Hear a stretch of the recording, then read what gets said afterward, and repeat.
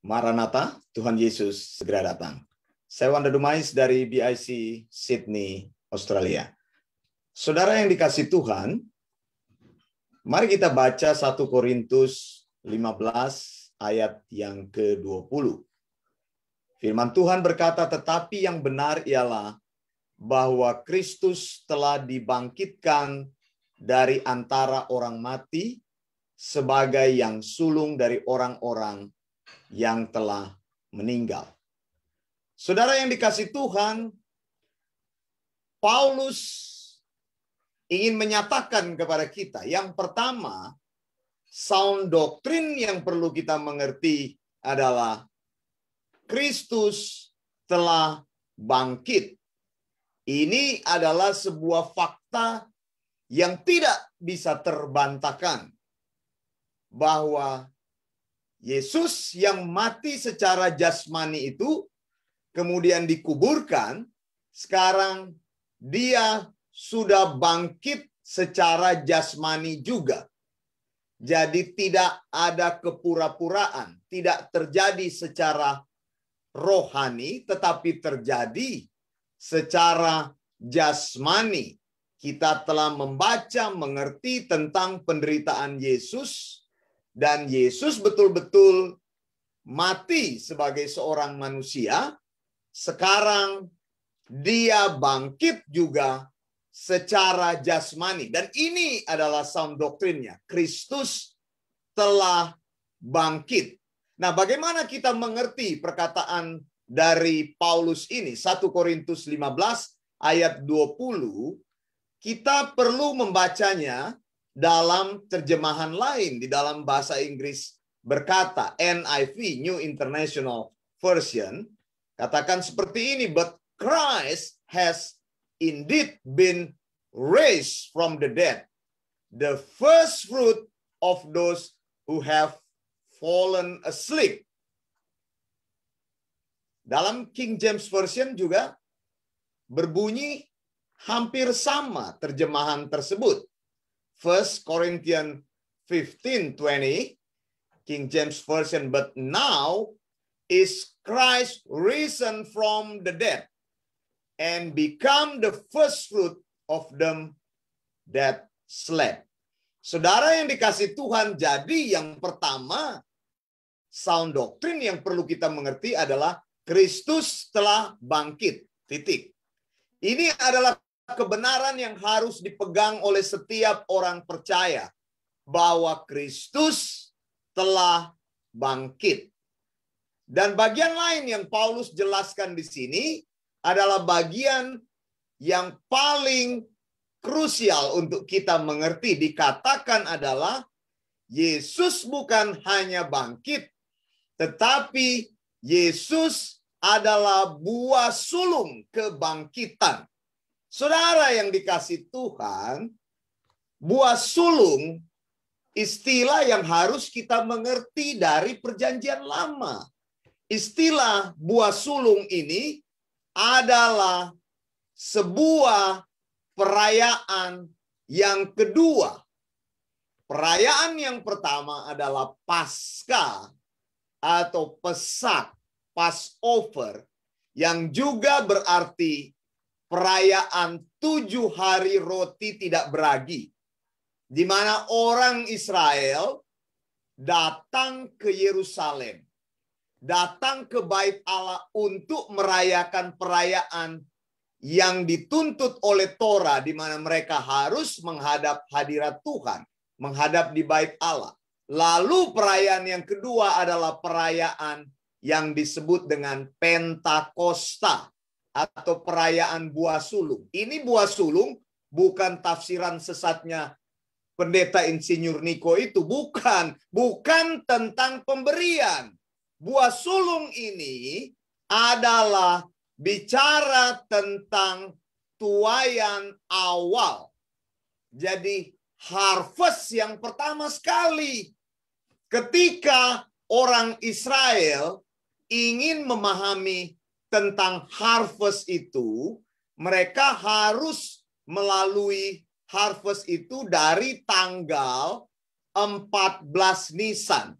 Makanya saya mengatakan konsep ini, Yesus mati di hari Rabu, yaitu hari persiapan Paskah. Tanggal 15 Nisan itu adalah Paskah. Ditambah 7 hari sampai 22 Nisan itu adalah 7 hari perayaan roti tidak beragi. Kemudian saudara, mereka akan menghitung Omer sampai dengan hari yang ke-50 adalah hari Pentakosta, hari tuaian awal atau perayaan buah sulung. Apa yang dimaksud dengan perayaan buah sulung?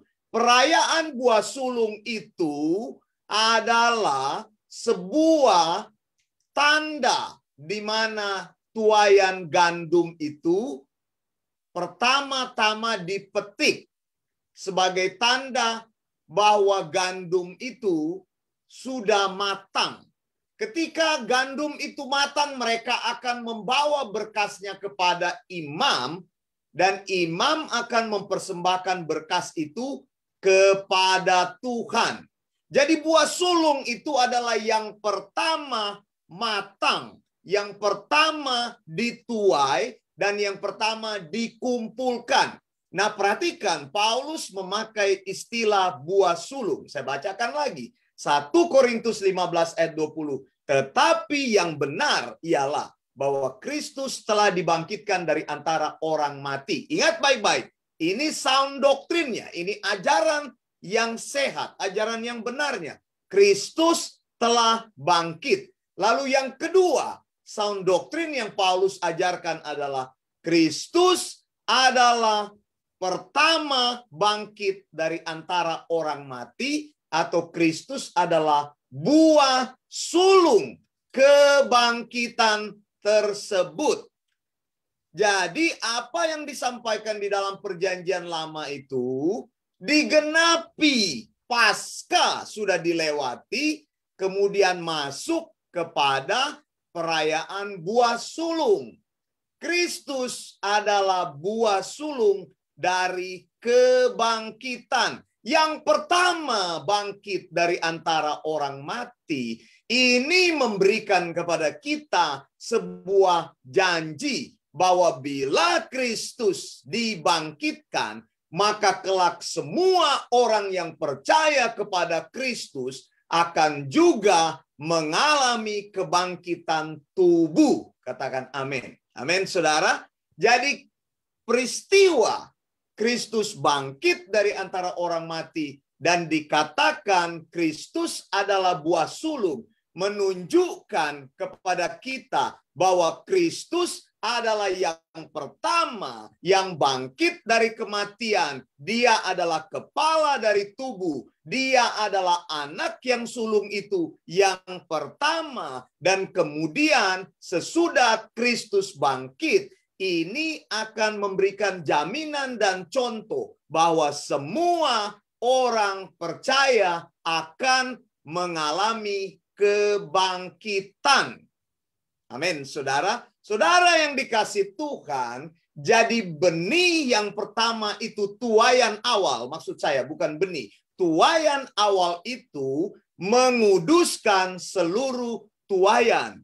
Sesudah orang Israel membawa unjukan gandum yang sudah dituainya kepada para imam, dan imam melihat itu bahwa tuaian gandum itu sudah masak dan memberikan sebuah approve kepada orang Israel bahwa musim menuai itu akan dimulai. Itu yang disebut dengan buah sulung. Ini tidak bicara tentang persembahan, tapi bicara tentang keutamaan. Ketika buah sulung dibawa kepada imam, maka imam berkata, karena buah sulungnya sudah terjadi, karena pemungutan tuaian awal sudah terjadi, maka tuaian selanjutnya akan dituai. Seluruh tuaian itu sudah mempunyai masa yang tepat untuk dikumpulkan. Nah, saudara yang dikasih Tuhan, ini juga menyatakan kepada kita bahwa Kristus Yang bangkit dari kematian adalah orang yang pertama bangkit dari kematian dan orang yang pertama menerima tubuh kemuliaan. Sebelum Kristus, belum ada orang yang mengalami kebangkitan tubuh, siapapun dia. Saya sudah menyatakan dalam khotbah ataupun tulisan-tulisan saya sudah menyatakan tidak ada orang yang saat ini di surga selain Kristus sendiri. Karena Kristus adalah the captain of our salvation. Kristus adalah foreigner of our salvation. Dia adalah yang pertama. Dia bangkit, dipersembahkan kepada Allah. Kemudian ini adalah sebuah model, sebuah contoh bahwa bila kepala daripada jemaat bisa mengalami kebangkitan tubuh, maka memberikan kepada kita sebuah janji bahwa kelak kita akan mengalami kebangkitan tubuh di dalam Kristus. Inilah janji utama yang memberikan keyakinan kepada orang percaya bahwa kita tidak sia-sia beriman kepada Kristus. Karena itu Paulus memberikan argumentasi kalau Kristus tidak dibangkitkan, kalau tidak ada kebangkitan orang mati, maka sia-sialah iman percaya kita. Saudara yang dikasih Tuhan, jadi sekarang kita mengerti dengan baik apa yang dimaksudkan oleh Paulus, bahwa dia adalah buah sulung yang pertama dari bumi ini, gitu kan? Kalau orang itu menanam sesuatu dan mereka berharap mereka akan menuai, tuaian yang awal itu mereka lihat, inilah tuaian yang pertama keluar dari bumi. Dan ini yang dilakukan oleh orang Israel. Jadi ada Paskah, kemudian perayaan yang kedua yang disebut dengan Savot. Jadi ada Pesak atau Passover atau Paskah. Kemudian perayaan yang kedua disebut dengan Savot. Itu adalah tuaian awal. Tuaian awal itu direpresentasikan di dalam Yesus Kristus. Tuaian awal itu sudah terjadi. Ini juga menyatakan sebuah kejadian-kejadian yang akan kita tunggu nanti di mana Allah bekerja di dunia ini. Kita sedang menantikan peristiwa yang terakhir yang disebut dengan Sukot, yaitu tuaian akhir. Siapa itu tuaian akhir? Tuaian akhir itu adalah kita. Tuaian awal itu yaitu buah sulung itu sudah dipersembahkan kepada Allah. Kristus yang bangkit dari antara orang mati, yang pertama bangkit, merupakan sebuah contoh kepada orang percaya, dan kita akan menunggu tuaian akhir di mana orang percaya akan dipersatukan dengan Kristus dan akan selama-lamanya bersama dengan Kristus. Katakan amin. Amin, saudara. Dan itu adalah janji yang Tuhan katakan. Jadi yang pertama bangkit dari kematian adalah Kristus, dan kemudian itu disebut dengan buah sulung, lalu kita sedang menantikan tuaian akhir. Buah sulung disebut juga dengan tuaian awal. Biasanya dalam konsep orang Yahudi, sekali lagi saya nyatakan, tuaian awal itu, berkas gandum itu dibawa kepada imam untuk ditunjukkan kepada imam bahwa gandum sudah mulai keluar tuaiannya. Sesudah imam mempersembahkan kepada Tuhan, maka musim menuai itu dimulai, yang disebut dengan Savot, perayaan Pentakosta, hari ke-50. Jadi tidak ada Pentakosta kedua, ketiga, keempat. Nah ini lagi Niko punya kesesatan ini mengajarkan pengajaran ini. Ada Pentakosta kedua, ketiga, dan keempat. Pentakosta hanya terjadi satu kali, dan itu adalah tuaian awal. Kita menanti tuaian terakhir. Saudara yang dikasih Tuhan, jadi Pesak sudah dilewati, ya. Itu saya katakan. Yesus meninggal pada tanggal 14 Nisan, hari persiapan Paskah, hari Rabu. Kemudian dia melewati 2 sabat. Sabat yang pertama adalah sabat Kamis, yaitu Pesak, yang tadi saya sudah katakan, yaitu Paskah. Kemudian sabat yang kedua adalah sabat Sabtu, sabat Minggu. Lalu sesudah sabat, hari beristirahat itu, maka Kristus bangkit dan menyatakan tuaian awal. Saudara yang dikasih Tuhan, jadi saat ini saudara, di surga ada seorang manusia dan Allah juga, yaitu Kristus Yesus yang sulung. Yang pertama bangkit dari antara orang mati. Dia adalah buah sulung. Ini memberikan jaminan kepada kita bahwa bila Kristus dibangkitkan dan mengalami tubuh kebangkitan, maka engkau, saya dan saudara yang percaya kepadanya, kita juga akan mengalami tubuh kebangkitan.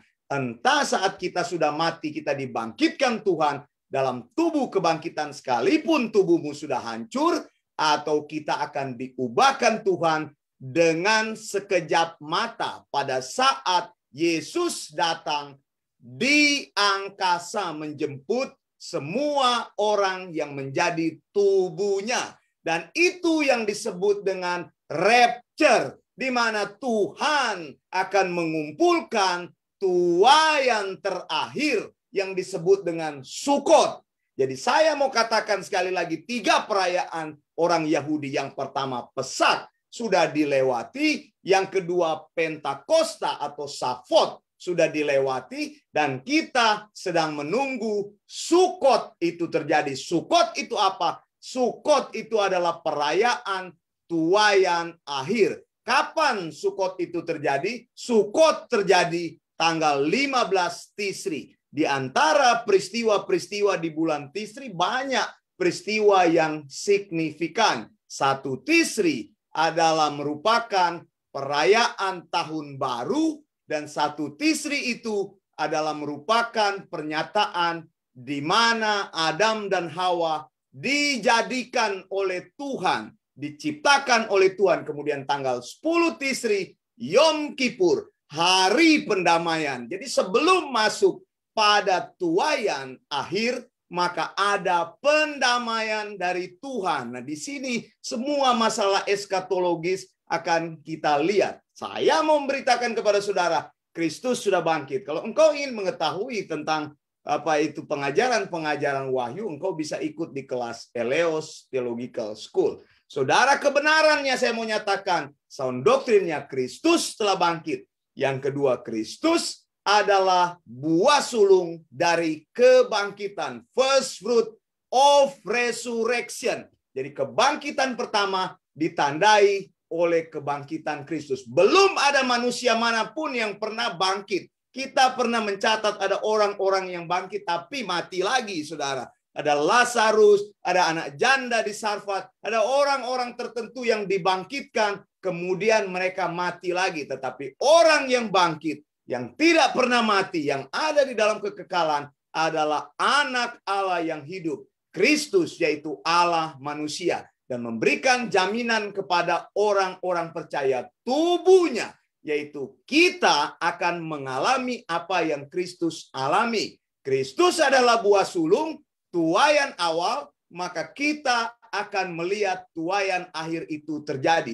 Kristus disebut dengan Safot. Bagaimana tuaian itu pertama kali terjadi dan menguduskan semua tuaian yang akan dipetik selanjutnya, saudara. Dan kita akan bersama dengan Kristus saat dia datang yang kedua kali. Tahap yang pertama yang disebut dengan rapture. Pada waktu itu dia akan memanggil semua tubuhnya dengan bunyi sangkakala yang keras. Orang yang mati di dalam Tuhan akan dibangkitkan dan mengalami tubuh kemuliaan. Dan orang yang saat itu masih hidup akan diubahkan Tuhan dengan sekejap dalam tubuh kemuliaan. Dan kita akan bersama-sama dengan Dia. Kita akan menyongsong Dia di angkasa. Dan Alkitab katakan demikianlah selama-lamanya kamu bersama dengan Kristus. Karena itu hiburkanlah semua orang dengan perkataan ini. Saya selalu berkata, Maranatha.